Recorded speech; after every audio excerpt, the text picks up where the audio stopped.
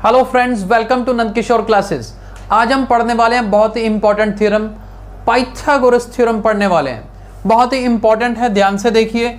Definition of Pythagoras theorem: in a right triangle the square of the hypotenuse is equal to the sum of the squares of other two sides. चलिए बहुत ध्यान से देखिएगा। मान लीजिए हमारे पास राइट एंगल ट्रायंगल है, this is right angle triangle A B and C. A B C हमारे पास राइट एंगल ट्रायंगल है। यहाँ पे सबसे पहले ये समझना है कि ये जो बी एंगल 90 डिग्री है, इसके बिल्कुल ऑपोजिट साइड क्या होती है? हाइपोटेन्यूज होती है। यानी कि ये जो ए सी है उसे हम क्या बोलते हैं? हाइपोटेन्यूज बोलते हैं। और बाकी की जो दोनों साइड्स हैं, ये वाली साइड बी सी और ये वाली ए बी, इसे बोलते हैं लेग्स ऑफ राइट ट्रायंगल। ठीक है, लेग्स बोलते हैं। और किसी जगह पर आप इसे परपेंडिकुलर और बेस की फॉर्म में भी बोलेंगे कि ये वाला BC को परपेंडिकुलर लेंगे, AB को बेस लेंगे। बट उसके लिए और भी कंसेप्ट्स हैं, आगे 10th क्लास के सिलेबस में आते हैं। इसलिए हम फिलहाल डेफिनेशन की तरफ चल रहे हैं, अदर टू साइड्स। ये डेफिनेशन क्या कहती है पाइथागोरस थ्योरम की? कि जो हाइपोटेन्यूज है यानी कि AC, ये वाला, इसका स्क्वायर करें तो वो किसके इक्वल है? Sum of the squares of remaining two sides. एक साइड ये बच गई और एक साइड ये बच गई, यानी कि AC square is equal to BC square plus AB square. तो ये हमने थ्योरम याद रखनी है। इसका क्या यूज़ है, कैसे यूज़ होता है, वो अभी पढ़ेंगे हम। ठीक है, इसी को मैं अगर दूसरे तरीके से लिखूं तो hypotenuse square is equal to perpendicular square plus base square भी ले लेते हैं कि जी ये वाला ट्रायंगल का बेस है, ये परपेंडिकुलर, और 90 के सामने वाला हाइपोटेन्यूज। दोनों तरीके से इसको याद रख सकते हैं।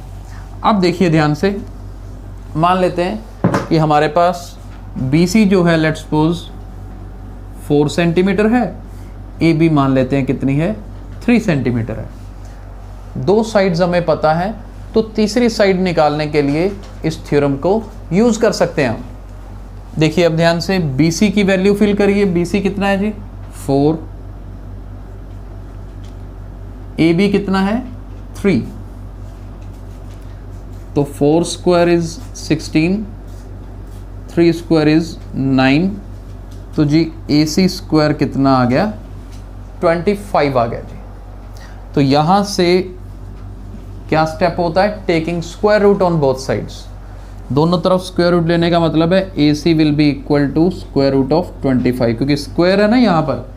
जब इसके ऊपर स्क्वायर रूट लगाएंगे सिर्फ AC बच जाएगा, रूट ऑफ 25, तो रूट 25 मतलब 5। तो हाइपोटेन्यूज कितना आ गया जी? 5 सेंटीमीटर। बड़ी क्लासेस में जब 9th-10th में पहुँचते हैं तो यहाँ पे रूट की वैल्यू को +-5 लिखना शुरू कर देते हैं, और वो बिल्कुल ठीक होता है। लेकिन यहाँ पर हम नेगेटिव इसलिए नहीं ले रहे क्योंकि length can never be negative. इसलिए 7th-8th क्लास तक तो जब हम लेंथ की बात करते हैं तो नेगेटिव को हम काउंट ही नहीं करते, क्योंकि लेंथ कभी नेगेटिव नहीं हो सकती, और सीधा पॉजिटिव आंसर इसका 5 बता देते हैं। तो इस तरह के क्वेश्चंस को पाइथागोरस थ्योरम यूज़ करके कर सकते हैं। और सिर्फ हाइपोटेन्यूज निकालने के लिए ही नहीं, आपको कोई दो साइड्स गिवन हो तो तीसरी आप निकाल सकते हो। जैसे मान लेते हैं हमारे पास लेट्स सपोज कि हाइपोटेन्यूज हमें गिवन है 10 सेंटीमीटर।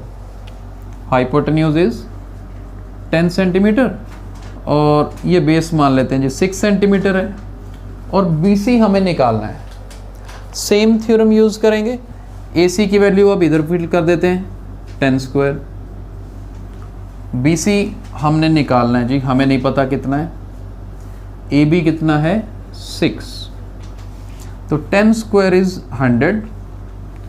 देखिए 6 का स्क्वायर होता है 36। 36 लेफ्ट साइड में आएगा तो माइनस का हो जाएगा। 100 में से 36 माइनस किए 64।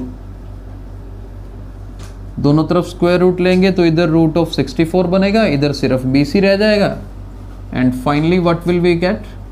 BC is equal to 8 centimetre. यानी कि BC कितना आ जाएगा जी? 8 सेंटीमीटर आ जाएगा। तो इस तरह से पाइथागोरस थ्योरम यूज़ करके दो साइड्स अगर गिवन हो तो तीसरी साइड हम निकाल सकते हैं। और मेन चीज़ क्या याद रखनी है, डेफिनेशन देखिए, इन अ राइट ट्रायंगल, यानी कि राइट एंगल ट्रायंगल में ही हम पाइथागोरस थ्योरम लगाएंगे, राइट। तो आई होप आपको पाइथागोरस थ्योरम क्या होती है और इसका यूज़ कैसे करना है अच्छे से समझ आ गया होगा। और अगर आपको आज का वीडियो पसंद आया है तो इसे लाइक और शेयर जरूर करिए। Thank you so much.